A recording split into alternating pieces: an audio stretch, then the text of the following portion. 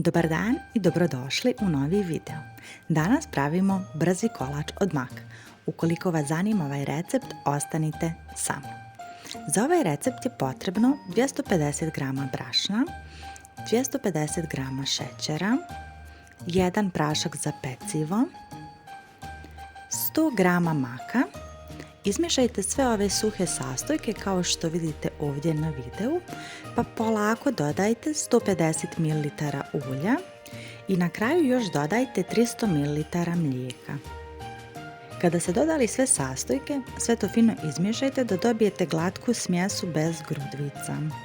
Hvala vam svima na pretplatama, komentarima, lajkovima i pohvale i kritike su uvijek dobrodošle.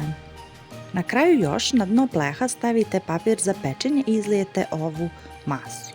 Zagrijete rernu na 180 stepeni i kolač pečete u zagrijanoj rerni nekih 30 minuta. Na kraju još napravite priliv od čokolade.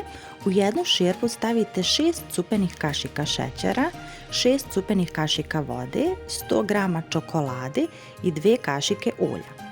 Kuhate to par minuta i prelijete topal kolač.